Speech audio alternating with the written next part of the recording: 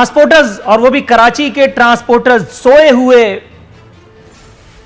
लावारिस, तबाहाल, शहर नापुरसाने हाल कराची के ट्रांसपोर्टर्स बिलाखिर बिफर गए हैं। आखिरी इत्तलात आने तक वो बिखरे हुए ही थे। अब अगर हुकूमत उनको बिखरा दे तो मैं कह नहीं सकता। ट्रांसपोर्टर्स ने कल से कराची में पब्लिक ट्रांसपोर्ट सड़कों पर लाने का ऐलान कर दिया। इरशाद बुखारी साहब, सदर कराची ट्रांसपोर्ट इत्तेहाद का कहना था कि हम सीट बाय सीट गाड़ियां चलाएंगे। यह बात काबिल कबूल है, लेकिन आगे जो उन्होंने कहा उस पर इंसान सिर्फ हंस सकता है। कहने लगे कि ड्राइवर्स कंडक्टर्स मास्क और दस्ताने पहनेंगे। वो ड्राइवर्स और कंडक्टर्स जिनके पास ड्राइविंग लाइसेंस नहीं होता, वो दस्ताने पहनने का तकल्लुफ भला क्यों करेंगे? वो गाड़ियां जो कंप्लीटली एयर कंडीशनड है, एयर कंडीशन इसलिए नहीं कि उनमें एसी लगा हुआ है, उनमें छत खुली हुई है नाइट राइडर की तरह, उनमें आप कहीं से भी दाखिल हो सकते हैं खिड़की समेत। वो गाड़ियां जो अल्हम्दुलिल्लाह नुमाइश में रखी जाने के काबिल है, उसमें अल्लाह का शुक्र है सुम्मा अल्हम्दुलिल्लाह इस एक सदी में भी इंसान सफर कर रहे हैं। जमहूरियत का ये सफर हमें यूटीएस बसों से, अर्बन ट्रांसपोर्ट स्कीम से, स्कैनिया 1 करोड़ वाली बसों से अल्लाह का शुक्र है चिंची रक्षा तक ले आया है। अल्लाह ताला इस जमहूरियत का इकबाल बुलंद करे, जमहूर की खैर है। इरशाद बुखारी साहब कह रहे हैं कि अगर मुदाखलत की गई या गिरफ्तारियां हुई तो हम धरने देंगे। एक और जवाब उन्होंने पेश किया, समझ में आने वाली बात है। कह रहे हैं कि हम दिहाड़ीदार हैं और हमारे बच्चे भूख से बिलक रहे हैं। ताहम ट्रांसपोर्ट के वजीर सिंध के जनाब अवैस कादिर शाह साहब कह रहे थे कि पब्लिक ट्रांसपोर्ट खोलने का फैसला नहीं हुआ, यह फैसला कौमी राब्ता कमेटी के इजलास के बाद किया जाएगा। आखिरी खबरें आने तक कमिश्नर कराची के हवाले से कुछ टिकर्स मेरे ख्याल है चल रहे थे, ये चलना थे कि उन्होंने ट्रांसपोर्टर्स को मना लिया है। आई डोंट नो अभी इस वक्त क्या स्टेटस है। हजरत, सबसे पहले तो ये कि भूल जाइए उस एक जुमले को, अपनी याददाश्त से तल्फ कर दीजिए जो अवैस कादिर शाह साहब से नादानस्तगी में निकला। बुजुर्ग, आप अभी भी जवान हैं, इस बात पर यकीन रखते हुए मेरा सवाल जरा सुनिए और जवाब की कोशिश फरमाइए। सर, कोरोना केसेस बढ़ गए, इसमें तो कोई दो राय नहीं है। अभी वजीर ट्रांसपोर्ट साहब ने यह भी बताया। Deputy chairman senate Salim Mandviwala कह रहे हैं कि मुल्क में कोरोना केसेस में खतरनाक हद तक इजाफा हुआ है, अस्पतालों में जगह नहीं रही। चेयरमैन सेनेट का यहां क्या काम था, नहीं समझ में आया। जनरल नॉलेज का सवाल यह है, एक खबर मेरे पास रखी है, उसमें बताया गया कि सिविल अस्पताल में एक मरीज को मरने के बाद कोरोना का धक्का दिया जा रहा था। उसके लवायकीन ने उसके बाद नजराना अकीदत पेश किया। वो वीडियो वायरल हो चुकी है। लाश को कई घंटों तक हवाले नहीं किया गया। जिना अस्पताल में ये एपिसोड हो चुकी है। कराची के किसी अस्पताल में आप चले जाइए, किसी अस्पताल में कराची के इस वक्त आप चले जाइए, अव्वल तो आपको दाखिला ही नहीं मिलेगा, क्योंकि ये हजरत corona sponsored by Bill Gates मामू, ये हमारा सब्र आजमा रहे हैं। और दूसरी बात, इस वक्त जो डॉक्टर्स हजरात हैं वो पता नहीं क्यों किस किस्म की मसीहाई का जो है वो मुजाहरा करने पर तुले हुए हैं। आदमी कोरोना से बचे तो बचे, लेकिन दीगर बीमारियों से जो है वो इंशाअल्लाह ताला अल्लाह माफ करे मारा ही जाएगा। इस मुल्क के अंदर दो चीजों का मुकाबला है, डेथ वर्सेस डेथ। एक डेथ वो है जो कोरोना की वजह से हो रही है और दूसरी डेथ है जो कोरोना के खौफ की वजह से। सर, आपने मुझे एक खबर शेयर करने का मौका हम पहुंचा दिया। मैं आपसे तवक्कुफ की सदा करते हुए सिद्दीकुल फारूक साहब की जानिब जाने की इजाजत चाहूंगा। सिद्दीकुल फारूक साहब, एक खबर बता रही है कराची के ज़ियाउद्दीन, लियाकत नेशनल और साउथ सिटी समेत मुतअद्दिद निजी अस्पतालों का कहना है कि प्राइवेट अस्पताल कंसोर्शियम का अभी तक कोरोना वायरस के मरीज दाखिल करने के लिए सिंध हुकूमत से कोई मुआहिदा नहीं हुआ। वाज़ेह है कि सिंध हुकूमत सरकारी अस्पतालों में जगह न होने के बायस प्राइवेट अस्पतालों में गरीब मरीज दाखिल कराना चाहती है, ताहम इस सिलसिले में अभी तक कोई मुआहिदा नहीं किया जा सका।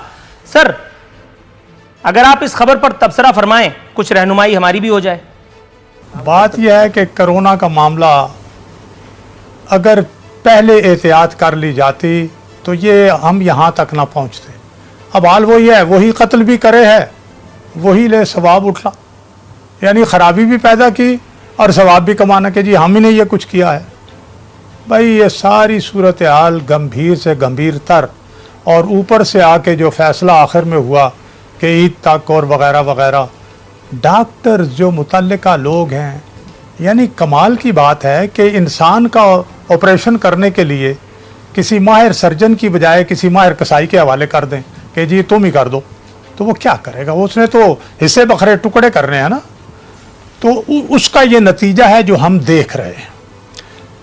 नकवी साहब ने खुद फरमा दिया कि चाइना ने क्या किया, एक शहर लॉकडाउन उन्होंने कर दिया। भाई पाकिस्तान की सरजमीन पे तो कोरोना था ही नहीं मेरी जान। सर आप बिल्कुल ठीक कह रहे हैं, लेकिन इस खबर पर उन्होंने लॉकडाउन किया, आपने बात बॉर्डर खोल दिया, आपने एयरपोर्ट्स खोल दिए। अब नहीं, अब मैं उस पर आ रहा हूं कि अब ये सूरत हाल है कि प्राइवेट, जो मुझे मालूम हुआ है कि वो लाख 1.5 लाख रुपया और इस तरह से एक दिन के वो चार्जेस ले रहे हैं प्राइवेट अस्पताल। तो मैं ये समझता हूँ कि शायद इस हवाले से सिंध हुकूमत को कानून साजी करनी पड़ेगी और उसमें शमीम नकवी साहब और इनकी पार्टी जो है वो भी उनके साथ ताउन करें, ताकि प्राइवेट अस्पतालों की फीस कम की जाए और वो फिर कोरोना के पेशेंट्स और इस दौरान में, इस कानून साजी के दौरान जो लोग गन्ने की मशीन में पिस जाएं, वो अल्लाह मियां की अपनी FIR दाखिल कर दें और उसके बाद ये केस भी इंशाल्लाह दाखिल दफ्तर हो जाए। नहीं, आपने भी मुझे ट्रक की नई वाली बत्ती के पीछे लगा दिया। आपकी ये बात दुरुस्त है, लेकिन ये कानून साजी कल परसों 2-3 दिन में कर लें। भाई इतना मेरे देखिए सिद्दीकी साहब, ये 10 दिन हो गए हैं कि ईद के नाम पे लोगों को खोल दिया गया है, लोग भी परवाह नहीं कर रहे। तो अभी आपने जो गाड़ियों की जो है बसों की तस्वीर कशी की है, वो बसें क्या हैं? वो तो टांगा रेड़ा हैं। अगर उस तरह ही हैं जिस तरह आपने तस्वीर कशी की है और उस पर सारे लोगों को बिठाएंगे, तो ये सारे मिलजुल के मौत का सौदा और मौत की सौदागरी कर रहे हैं। ये नहीं करनी चाहिए, अकल से काम लें। दुरुस्त है। अवैस कादिर शाह साहब, जनाब इमान आपकी तरफ आना चाहता हूं। के हवाले से भी कहा एक जुमला सर, नवाज शरीफ साहब का मैं जवाब दे दूं? नहीं सर, नहीं जवाब दे दूं कि नवाज शरीफ साहब का मैं बाकायदा खुसूसी तौर पर तैयार करदा आपकी खिदमत में एक जबरदस्त सवाल पेश करूंगा, फिर जवाब दीजिएगा तो मजा आएगा। ऐसे कैसे जवाब दे देंगे आप? थोड़ा सा तवक्कुफ की इस्तदा है। अवैस कादिर शाह साहब मुस्कुरा रहे हैं, उनकी तरफ बोला हूं। अवैस साहब, जनाब सर, वजीर ट्रांसपोर्ट बदलते रहे। पहले यहाँ MQM के कुछ लोग मौजूद थे, उसके बाद फिर आप लोग आए, फिर कुछ और लोग आएंगे, लेकिन अल्लाह का बड़ा शुक्र, अल्लाह नजर बद से बचाए हमारे ट्रांसपोर्ट सिस्टम को। एक आदमी गधा चलाते चलाते अचानक गाड़ी चलाने लगता है, उसके नीचे गाड़ियों के नीचे इखलाकन कई लोगों को ले लेता है, उसके बाद दौड़ करके पहाड़ पे चढ़ जाता है। यहाँ कोई रजिस्ट्रेशन का निज़ाम नहीं है, कोई ऐसी मॉनिटरिंग नहीं है कि जो उसको पता चला सके। वहां ये ड्राइवर्स और कंडक्टर्स मास्क और दस्ताने पहनेंगे। इस लतीफे पर अगर आप कोई तबसरा फरमाना चाहें तो आपको पूरी आज़ादी और खुली छूट है। सिद्दीकी साहब, जैसा मैंने पहले कहा कि माशाल्लाह आप बोलते बड़ा अच्छा हैं और मैं बहुत सी चीज़ों का इस वक्त जवाब देना चाहूँगा, लेकिन जाहिर सी बात है प्रोग्राम किसी और हवाले से, और जो टू द पॉइंट आंसर है वो ये है कि ये जब SOPs हम लोग बना रहे थे, ये 1 महीना पहले की बात है, क्योंकि जब हमें NCC में ये कहा गया, अब फिरदौस शमीम नकवी साहब की बात की तरफ भी आऊँगा, तो हमने SOPs तैयार कर ली। तो ये हमने रिक्वेस्ट की थी सारे ट्रांसपोर्टर हजरात से, जिसपे सब लोग कराची के इत्तेहाद के हों या इंटरसिटी के हों, सब लोगों ने इस चीज़ पे एग्री किया था कि वाकई हम लोग मास्क भी पहनाएंगे और मास्क के अलावा किसी भी पैसेंजर को गाड़ी में नहीं बिठाएंगे। सैनिटाइजेशन की कोशिश भी करेंगे और जितना हो सकेगा सोशल डिस्टेंसिंग का भी ख्याल किया जाएगा। देखिए, अगर आप SOPs भी अमल दरामद की बात करते हैं, अभी इस वक्त सिंध में ट्रांसपोर्ट स्टार्ट नहीं हुई। जो एक तकरीर हुई जिसमें ख्वाहिश का इजहार किया गया और ट्रांसपोर्ट सेक्टर को 3 सूबों में खोला गया, जिसमें ना सिंध को बताया गया ना पूछा गया। हम तो उस मीटिंग के आसरे पर ही बैठे रहे कि अभी हमें कॉल आ रही है, अभी हमें बुलाया जाएगा, कोई फैसला होगा, हमें भी उसमें शरीक किया जाएगा, लेकिन हमें इस काबिल ही नहीं समझा गया कि उसमें शरीक किया जाए।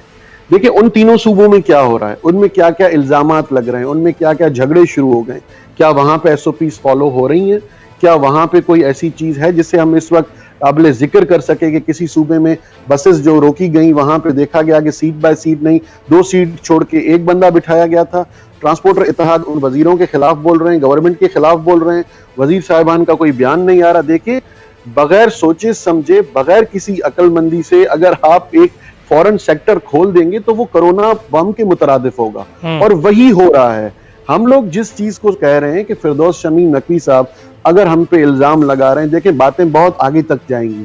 अगर हमारा तरीका उनको समझ में नहीं आता तो मैं उनसे रिक्वेस्ट करूंगा, बुजुर्गवार, हमारे पास जो भी काम था, जो हमारे पास सलाहियत थी, हमने कोरोना से फाइट करने में लगा दी और अल्हम्दुलिल्लाह पूरे पाकिस्तान में सबसे पहले हम